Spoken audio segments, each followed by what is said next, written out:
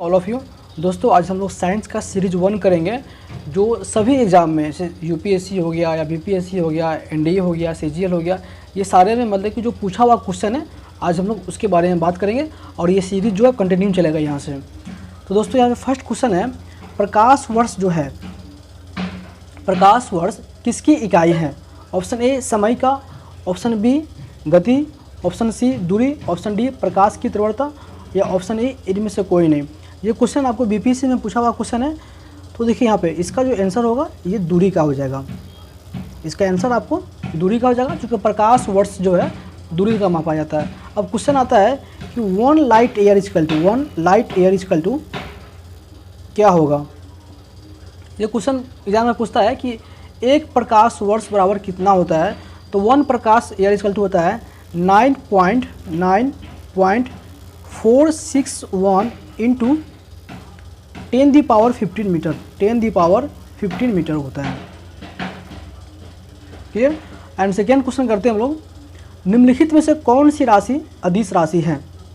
निम्नलिखित में से कौन सी राशि अदिश राशि है? सबसे पहले आप ये समझें कि जो ये अदिश वर्ड है, ये अदिश होता क्या है, अदिश का काम क्या है।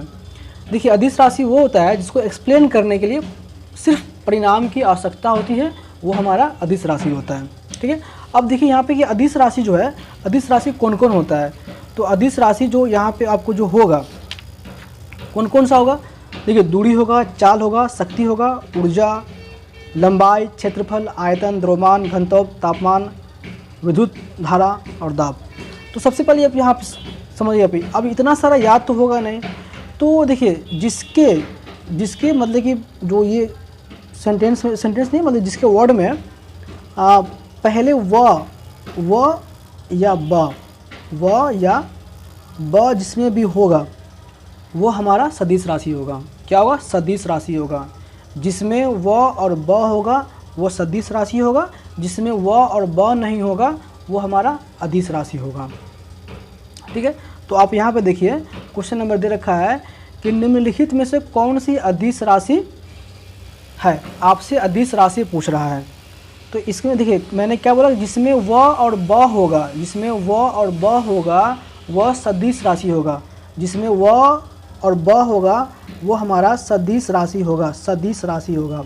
तो देखिए बल में ब है, दाब में जो है, दाब में व और ब नहीं है, मैंने इसको फर्स्ट जो लेटर होगा उसमें व और ब ही होना चाहिए। ठीक है, व और ब होना चाहिए। तो देखिए ये हमारा सदिश है, ये हमारा सदिश है, त्वरण में आ रहा है, ये हमारा सदिश हो जाएगा। और बच रहा दाब, दाब जो हमारा है, दाब हमारा अदिश राशि हो जाएगा। ठीक है, दाब जो हमारा हो गया, दाब हमारा अदिश राशि हो गया। क्वेश्चन नंबर 3 देखते हैं। 3 में क्या दे रखा है, निम्नलिखित में से किस राशि का मात्रक नहीं है? ऑप्शन ए प्रतिबल, ऑप्शन बी बल, ऑप्शन सी विकृति और ऑप्शन सी दाब है। तो इसका आंसर आपको विकृति हो जाएगा, विकृति इसका आंसर इसका हो जाएगा। क्वेश्चन नंबर 4 देखते हैं हम लोग। 4 में दे रखा है आर्द्रता जो है, माने कि जिसको हम ह्यूमिडिटी बोलते हैं, किस उपकरण से मापी जाती है? Option A hydrometer, option B hygrometer, option C pyrometer, option D lactometer. देखिए यहाँ पे इसका जो आंसर हो जाएगा वो आपको हाइग्रोमीटर हो जाएगा, हाइग्रोमीटर हो जाएगा। इसका आंसर बी आपको हो जाएगा। ठीक है, लेकिन यहाँ पे एक बात मैं आपको समझाना चाह रहा हूँ मैं। देखिए अब मान लो कि ये अगर याद अगर नहीं होता तो इसको कैसे करते हैं लोग। देखिए हाइड्रो मतलब जो होगा, हाइड्रो मतलब कोई लिक्विड हो गया, पानी वगैरह हो गया, तो हम उसको मेजर करेंगे।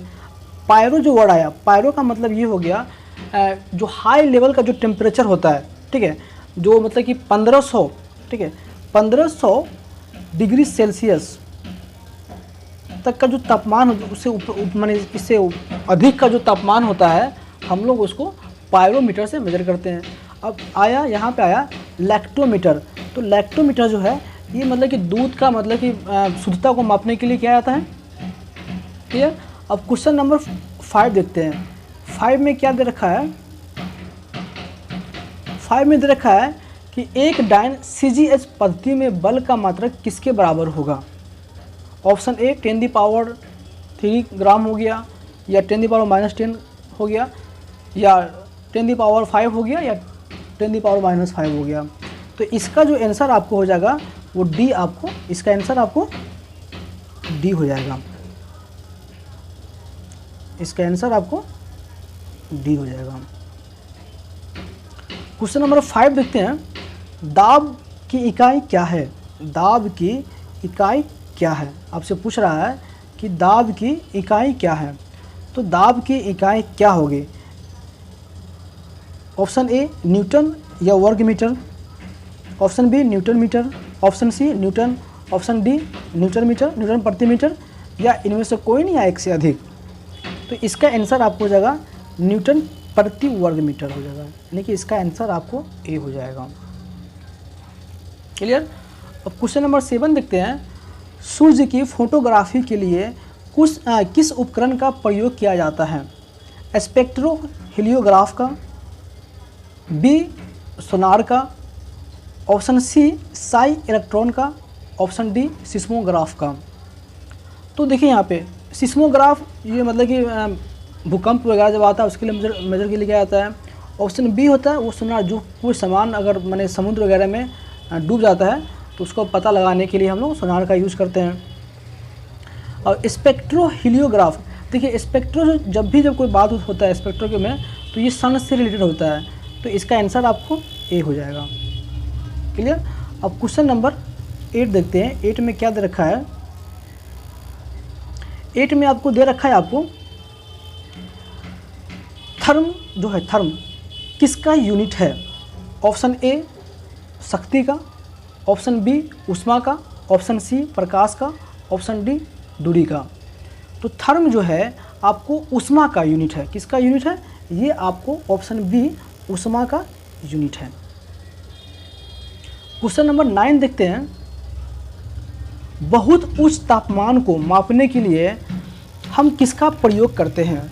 बहुत उच्च तापमान को मापने के लिए हम किसका प्रयोग करते हैं। इसका ऑप्शन ए हो जाएगा मरकरी तापमापी का, ऑप्शन बी प्लेटिनम प्रतिरोध तापमापी का, ऑप्शन सी ताप वैद्युत उत्तमापी का, या ऑप्शन डी उपयुक्त में से कोई नहीं या नॉन ऑफ दिस। तो इसका आंसर आपको सी हो जाएगा ताप वैद्युत उत्तमापी का। ऑप्शन सी इसका आंसर हो जाएगा।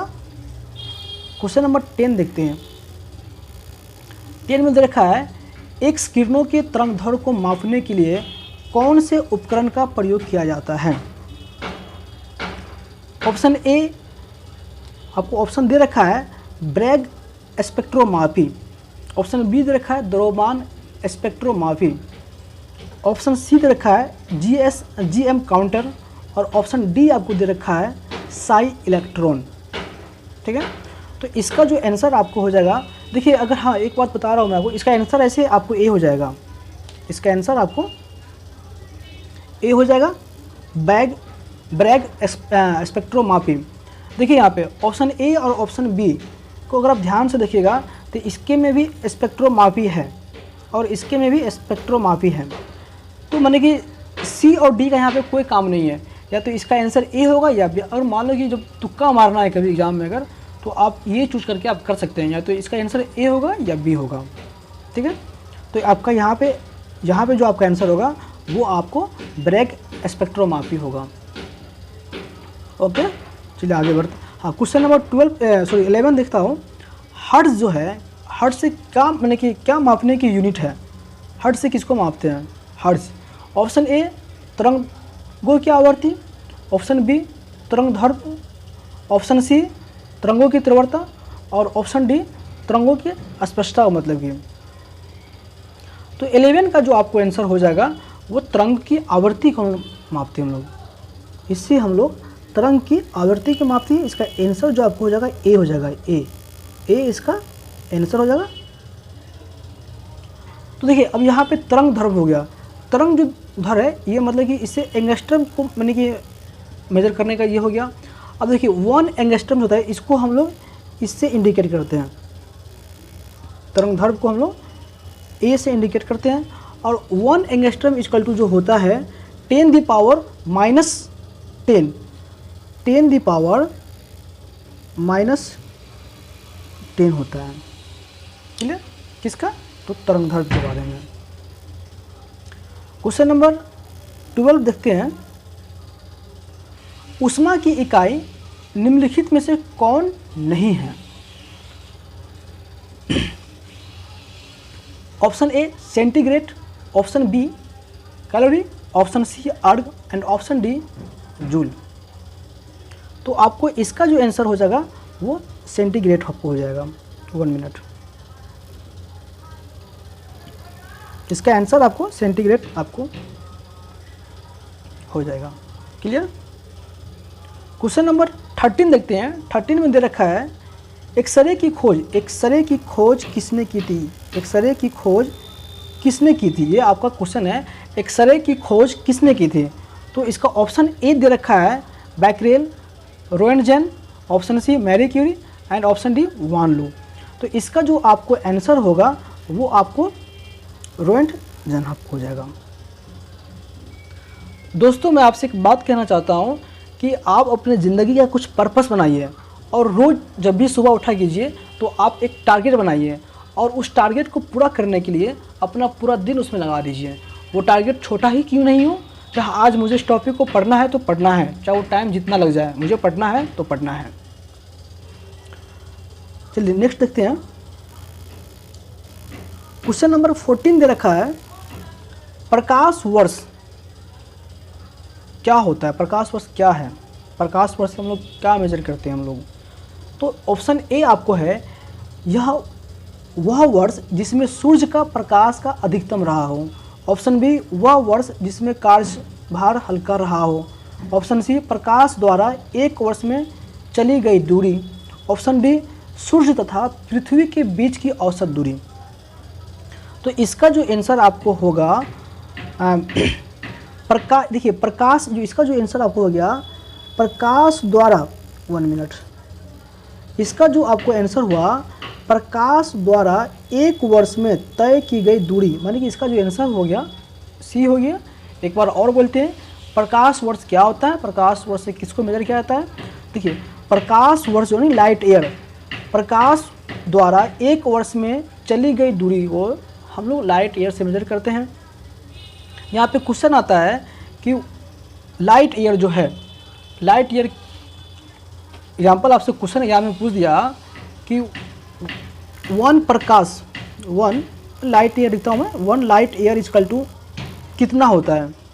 तो 1 लाइट ईयर इक्वल टू जो होता है वो 9.461 इंटू 10 द पावर 15 मीटर होता है। 10 द पावर 15 मीटर होता है। 9.46 इंटू 10 द पावर 15 मीटर होता है। 1 light year equal to 9.46 in 1 into 10 the power 15 होता है। ये आपको याद होना चाहिए आपको। क्वेश्चन नंबर 15 देखते हैं। पारसेक मात्रक है। पारसेक से मतलब किसको मेजर किया जाता है? तो इसका ऑप्शन ए है दूरी का, ऑप्शन बी समय का, ऑप्शन सी प्रकाश की चमक का, ऑप्शन डी चुंबकीय बल का। तो इसका जो आपको आंसर आपको हो जाएगा दूरी का हो जाएगा। मतलब कि पारसेक से और प्रकाश वर्ष से हम लोग दूरी का मेजर करते हैं जो बहुत दूर है। जैसे मान लो कि यहाँ से हमको सन कितना दूर है उसको मेजर करना है, तो उसको मेजर करने के लिए तो पारसेक का यूज़ करते हैं या लाइट ईयर का यूज़ करते हैं हम लोग। तो यहाँ पे क्वेश्चन आएगा कि 1 पारसेक इक्वल टू कितना होगा? 1 पारसेक इक्वल टू कितना होगा? 1 पारसेक इक्वल टू क्या होगा? तो देखिए 1 पारसेक इक्वल टू जो होगा 3 इंटू 10 द पावर 10 मिलीमीटर या इसमें और भी मैंने ऑप्शन में चेंजिंग कर सकता है 3.262 प्रकाश यानी लाइट ईयर। क्वेश्चन नंबर 16 देखते हैं।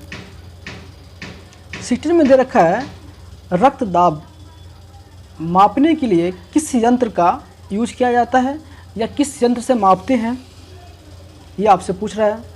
तो देखिए ऑप्शन ए दे रखा है आपको टैकोमीटर, ऑप्शन बी दे रखा है सिर्फ गैमो में नोमीटर, ऑप्शन सी दे रखा है एक्टीमीटर, ऑप्शन डी दे रखा है बैरोमीटर। तो देखिए इसका जो आंसर आपको होगा बी हो जाएगा, सिर्फ गैमो में मीटर। अब यहाँ पे कुछ कुछ वर्ड दे रखा है, जैसे कि आपको टैकोमीटर हो गया। तो टैकोमीटर क्या हो गया, टैकोमीटर वो होता है जैसे कि कुछ मोटर का जो स्पीड होता है, जो माने कि घूर्णन जो घूर्णन जिस जो करता है, या कोई माने कि बाइक कितना के स्पीड में गया है उसको पता लगाने के लिए हम लोग टैकोमीटर का यूज करते हैं। अब आता है आपको जैसे कि बैरोमीटर हो गया। तो बैरोमीटर जो वायुमंडल जो दाब होता है उसके बारे उसका पता लगाने के लिए होता है। या क्वेश्चन पूछता है कि अगर अचानक से बैरोमीटर का पारा गिर जाएगा तो क्या होगा। अगर अचानक से बैरोमीटर का पारा गिर जाएगा तो मतलब ये होता है कि बहुत भयंकर आंधी तूफान आने वाला है। क्वेश्चन नंबर 17 देखते हैं। 6 फीट लंबे व्यक्ति की ऊंचाई नैनोमीटर में कैसे व्यक्त की जाएगी। तो इसका आंसर आपको सी है, इसको याद ही कर लीजिएगा। इसका आंसर आपको सी है 183 into 10⁻7 nanometre. And question number 18 देखते हैं। 18 में क्या दे रखा है, शक्ति मात्रक है। शक्ति किसका मात्रक है, शक्ति जो है शक्ति किसका मात्रक है, हर्ट्ज का, वोल्ट का, वाट का या न्यूट्रॉन का। तो इसका जो आंसर आपको हो जाएगा वो आपको वाट का हो जाएगा। ठीक है। क्वेश्चन नंबर 19 देखते हैं, एक मिनट। क्वेश्चन नंबर 19 देखते हैं। अब 19 दे रखा है बल किसका मात्रक है या बल का मात्रक कौन होगा। तो बल का मात्रक ऑप्शन ए फैराडे होगा, ऑप्शन बी फर्मी होगा, ऑप्शन सी न्यूटन होगा, ऑप्शन डी रदरफोर्ड होगा। तो इसका आंसर क्या होगा, इसका आंसर आपको सी हो जाएगा, न्यूटन। बल का मात्रक न्यूटन, न्यूटन का मात्रक बल। इसको बस याद करने के लिए, बल जो है बल का मात्रक क्या होता है, न्यूटन होता है। बल का मात्रक न्यूटन, बल का मात्रक न्यूटन होता है। क्वेश्चन नंबर 20 दे रखा है कार्य का मात्रक है। कार्य का मात्रक है, तो कार्य का मात्रक क्या होगा। Option A joule, option B neutron, option C watt and option D dyne. देखिए इसका जो आंसर आपको होगा, इसका आंसर आपको जूल हो जाएगा। इसका आंसर आपको जूल हो जाएगा ए। लेकिन अगर यहाँ पे ये भी दे देता आपको, मान लीजिए कि यहाँ पे एक क्वेश्चन आपको इसमें और ऐड कर देता, ऊर्जा भी इसमें ऐड कर देता, ऊर्जा, और उसमें ऑप्शन ई भी रहता, अगर ऑप्शन ई दिया हुआ रहता तो इसका आंसर क्या होता, यानी ई में होता इनमें से कोई नहीं या एक से अधिक। तो देखिए जूल जो है ना, जूल कार्य और ऊर्जा दोनों का मात्रक है। जूल जो है, जूल कार्य और ऊर्जा दोनों का मात्रक है। यहाँ पे अगर क्वेश्चन ऐसा दिया होता कि ऊर्जा का मात्रक है तो जूल होता, कार्य का मात्रक है तो जूल होता। ठीक है, चलिए आज हम लोग इतना ही क्वेश्चन कर रहे हैं। फिर सेकेंड